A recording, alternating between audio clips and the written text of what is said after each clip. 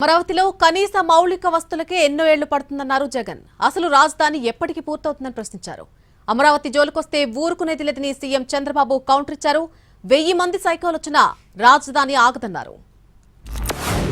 దశాబ్దాల కాలంలో ఈ 2 లక్షల కోట్ల విలువ పూర్తి చేయడానికి 4 లక్షలు అవుతుందో 10 లక్షల కోట్లు అవుతుందో, చివరికి 12 ఏళ్ల తర్వాత కూడా ఈ పొద్దు రాష్ట్రానికి రాజధాని లేదు.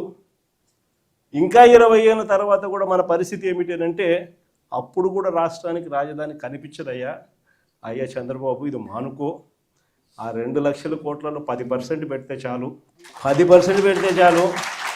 అమరావతి కట్టలేమంట.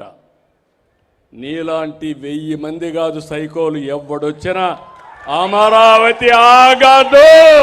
అమరావతి జోలుకొస్తే అధికారంలో ఉంటే విధ్వంసం చేశాడు, అపోజిషన్లో ఉంటే బెదిరిస్తున్నాడు. బెదిరించి ఎవరిని రానియకుండా నేను వస్తే మళ్ళా ఎంక్వైరీ చేస్తా, నిన్ను పట్టుకొస్తా ఏంటి పట్టుకొచ్చేది?